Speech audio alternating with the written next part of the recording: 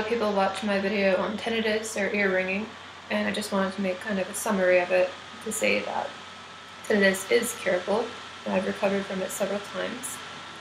The way to recover from it depends on the person and depends on your own health situation. And a lot of doctors will say, "Oh, well, there's nothing to do for that. You just have to learn to live with it," which is extraordinarily depressing because it's like anybody who's experienced it knows like it's really, really hard to live with. And I think the doctors do a disservice by making people think that they're going to live with it forever. Because honestly, I followed Carol Willis's health notes, and she said something that I've experienced too, which is that sometimes it will just heal over time. If it's not like past a certain degree, a lot of it will just heal over time. There's other things you can look into. Some people look into B12, methylcobalamin. People look into the Arch's tinnitus formula and different research on like insulin and your hormonal function, your thyroid, your adrenals.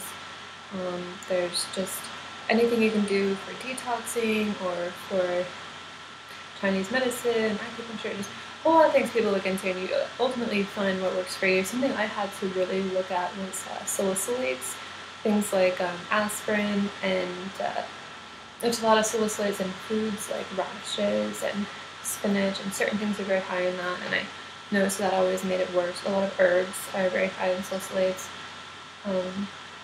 And that might have had to do with thyroid issues too, because sometimes people get more food sensitivities when they have thyroid problems. And anyway, it's a big, wonderful world of like health stuff that you can start learning about. Honestly, I've had several different health conditions, and for all of them, the treatments seem to be similar, which is that you reduce your food sensitivities, reduce your leaky gut syndrome, you build your endocrine function, and you detoxify your body, and you just feed yourself good stuff.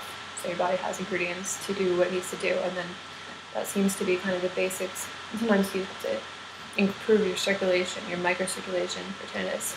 Which reminds me, another thing that I used early on when I just couldn't stand it was Piracetam, nootropic, and you have to use that with choline too, like alpha GPC or CDP choline, because it makes you run through your choline faster. But looking back through my notes, that really brought down my suffering early on. And it was also cool. It makes you like think differently. It's great. What else?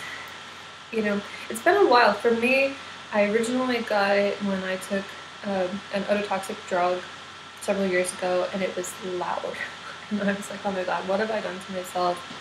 I had to sleep with a loud fan on, and I could only sleep on my back, which is actually, if you're a girl, better for avoiding wrinkles anyway. Because if I slept on my side, then like I couldn't hear enough of the fan to block it out, and then I had to use like really loud masking noises at night. And I actually downloaded this thing from Amazon, MP3. It's like ocean noises. And I still listen to it just because I like it, and it helps me relax at night, and I've gotten used to it. But now I don't need it. So that was a while back, and it took me several months before I could sleep on my side again. Then I went to a loud Christmas party, and I didn't want to be rude by like leaving when the band started playing.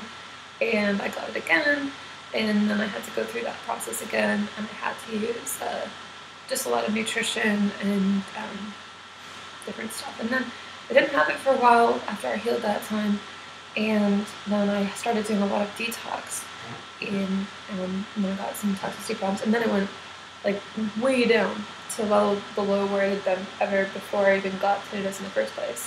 Like most people have just like a very, very slight level of it. Most normal people do, but they don't notice it. But it went even down below that when I was detoxing a lot, and I'm still going through a lot of detox because I have stuff, and it seems to kind of go up and down depending on how toxic I am. But it's right now it doesn't bother me.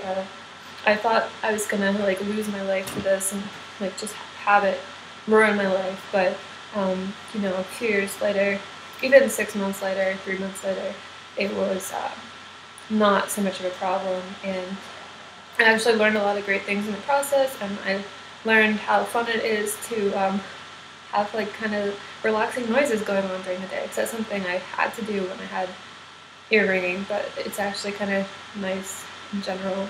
I learned a lot about nutrition and whatever, but I guess my final thing I would say is that I think doctors in particular and society just doesn't understand how awful tinnitus is. I've had a lot of different problems, and I would say I've had, chronic Lyme disease, I've had chronic fatigue syndrome, I've had a lot of fractures, I've had Ehlers-Danlos syndrome, etc. Tinnitus is one of the worst.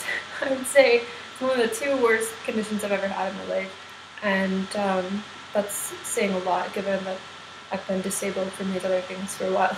So don't feel bad if you really hate it, and if you don't feel like you want to deal with it for your life, like, chances are maybe you'll find a way to get around it. And if you found stuff that works, please post it in the comments, or feel free to send me a message, or and please like my channel. I talk about a lot of health stuff on here. Maybe some of it would be useful.